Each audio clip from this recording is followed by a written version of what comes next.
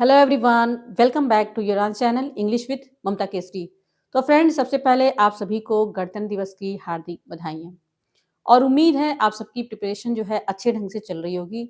जैसा कि आप सभी को पता चल ही गया होगा कि नोटिस आ चुका है कि यूपी टीजीटी का जो एग्ज़ाम है वो 14 और 15 मई में होगा और पीजीटी का जो है 20 और 21 जून को होगा। ठीक है? तो अभी आपके पास जो है लगभग साढ़े 3 महीने मान के चल सकते हैं आपके पास बचे हुए हैं और जितने भी लोग प्रिपरेशन कर रहे हैं उनमें बहुत सारे ऐसे लोग हैं जो कि सबकी सिचुएशन अलग-अलग है। कहीं न कहीं अपनी सिचुएशन में, अपनी परिस्थितियों में फँसे हुए हैं। कोई जॉब कर रहा है, कोई हाउसवाइफ़ है, घर के कामों से फुर्सत नहीं मिलता, किसी के छोटे बच्चे हैं, बहुत सारी समस्याएँ हैं। ऐसे में बहुत सारे लोगों के साथ दिक्कत ये है कि पढ़ तो बहुत सारी चीज़ें लिए हैं, लेकिन हमारा जो दिमाग है वो कंप्यूटर नहीं है कि एक बार जो चीज़ हम पढ़ लिए, वो वहीं सेव हो जाता है। ठीक है? कहीं न कहीं बार-बार उसको ज़रूरत पड़ता है रिवाइज़ करने का, बार-बार प्रैक्टिस सेट लगाने का और जब टाइम कम बचा होता है तो हम सेल्फ डाउट की स्थिति में आ जाते हैं, क्या पढ़े, क्या छोड़े?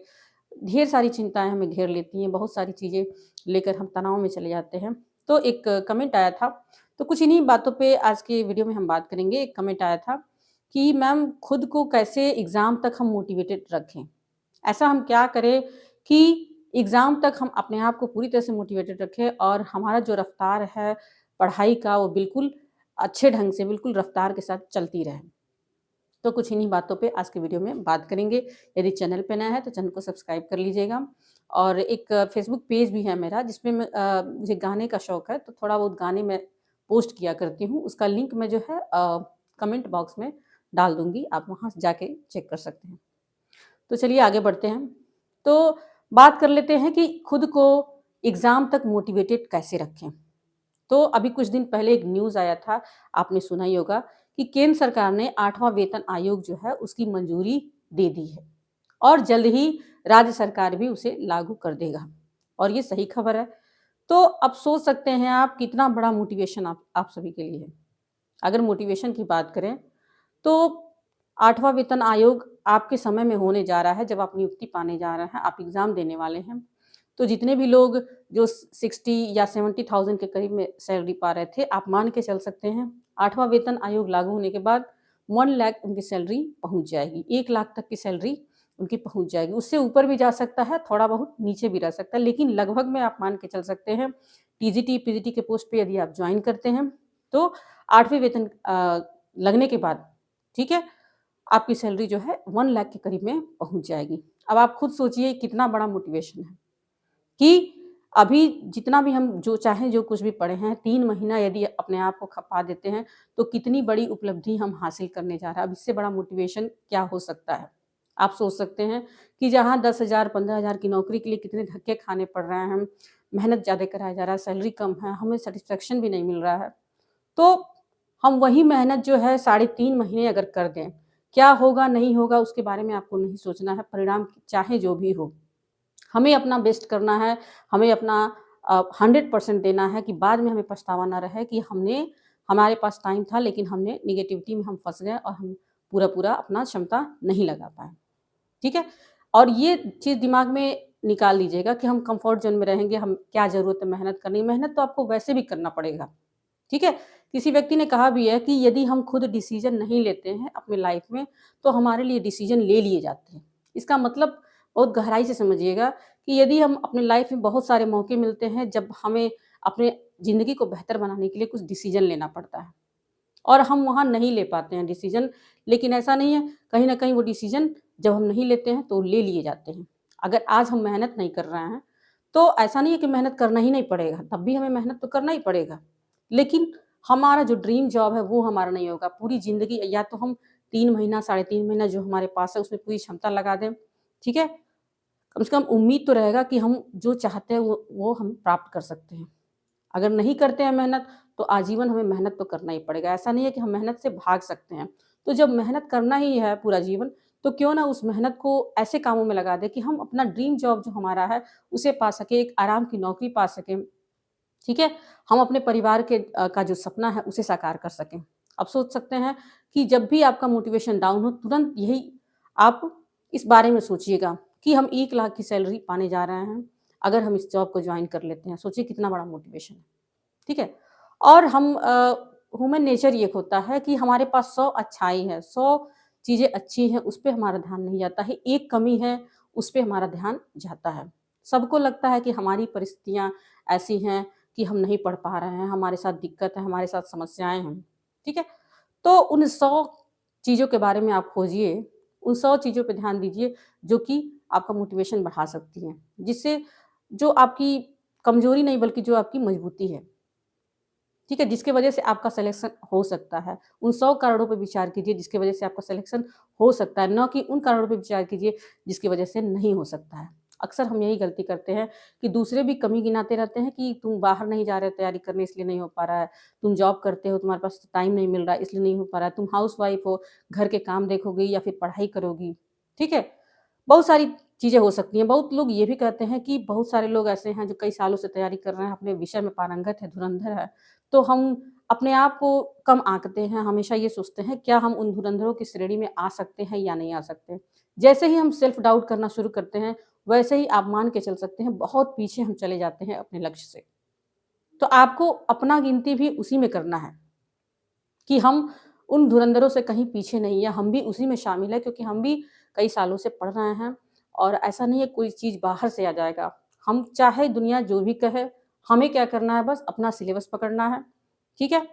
और जो भी चीज़ें सिलेबस में हैं, उनको कवर करना है, बार-बार उन चीज़ों को रिवाइज़ करना है। एक बार बोल रहा है कोई बात नहीं, दोबारा पढ़ेंगे, तिबारा पढ़ेंगे, 4 बार पढ़ेंगे, बार-बार रिवाइज़ करेंगे, ढेर सारा जितना प्रैक्टिस सेट मिल जाएगा वो लगाएँगे और ऐसा नहीं है कि सिलेबस से बिल्कुल बाहर से क्वेश्चन आपको लाकर दे दिया जाएगा, ठीक है?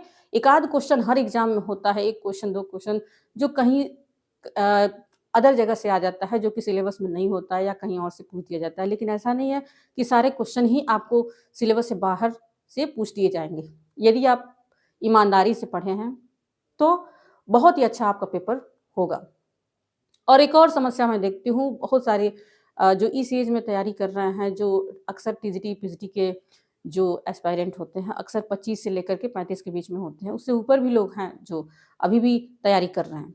ठीक है? तो एक मेंटल स्ट्रेस से गुज़र रहे हैं। किसी के साथ ऐसा है कि घर वालों को ताने सुन-सुन के परेशान है कि कब तक तैयारी करोगे, कब सिलेक्शन लोगे, कब तक हम पैसा भेजते रहें, कब तक लाइब्रेरी जॉइन किए रहें, कब तक तैयारी करते रहें। ठीक है? कोई अगर मैरिड वुमन है तो सपोर्ट की वजह से परेशान है कि हस्बैंड सपोर्ट नहीं करते हैं, ससुराल वाले सपोर्ट नहीं करते। मैं अक्सर लेडीज़ों को देखती हूँ, इनसे परेशान होते हैं। तो हम अपनी सिचुएशन जो हमारे पास है वर्तमान समय में, उसको हम बदल नहीं सकते, लेकिन उसको सुधारा जा सकता है। टूटना नहीं है, बिखरना नहीं है और हमेशा हम गलती करते हैं, सहारे की तलाश में रहते हैं। कोई हमें सपोर्ट करेगा तो हम आगे बढ़ेंगे, फलाने हमें सपोर्ट करेंगे तो आगे बढ़ेंगे। कभी भी सपोर्ट मत खोजिए, मैं तो इतना कहूँगी। क्योंकि जिस तरह से अगर कोई हमारा अपना अगर किसी मुसीबत में है, हम उसे अपना सहारा दिखाते हैं कि चलो हम तुम्हारे साथ डट के खड़े हैं, तुम्हारा कोई कुछ नहीं बिगाड़ पाएगा। तो वही सपोर्ट हम अपने लिए क्यों नहीं कर सकते?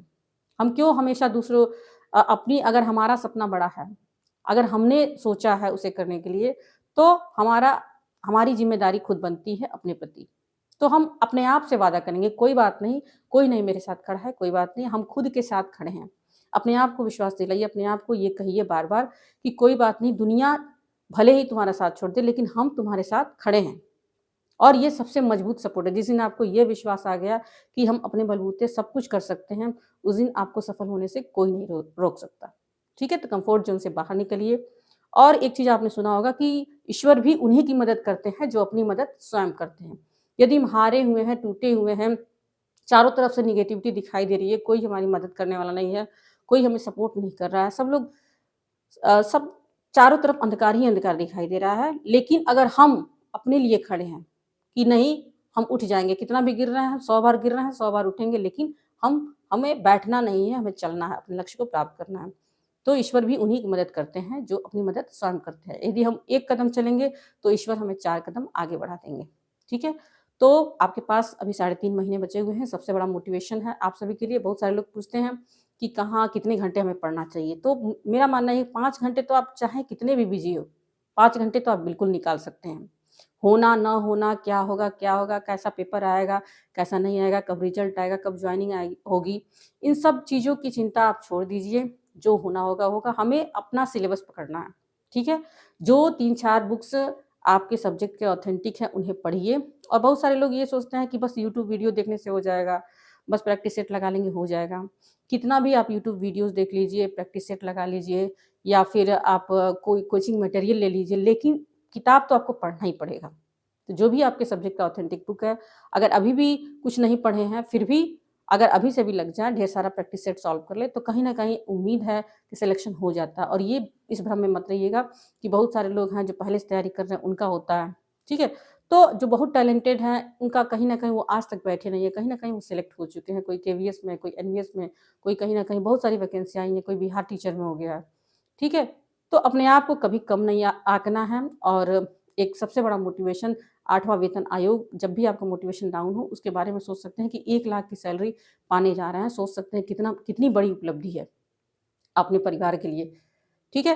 तो पूरी क्षमता लगा दीजिए, जहाँ से हो सके मिनिमम आप 5 घंटा किसी भी तरह निकालिए। उससे अधिक निकाल सकते हैं तो और अच्छी बात है, लेकिन 5 घंटा तो आप हर हाल में निकालिए, कितना भी आप बिज़ी हो, ठीक है? अगर ड्यूटी भी जाते हो तो 2 घंटा सुबह निकाल सकते हैं और शाम और रात मिला कर के 3 घंटा आप बिल्कुल निकाल सकते हैं।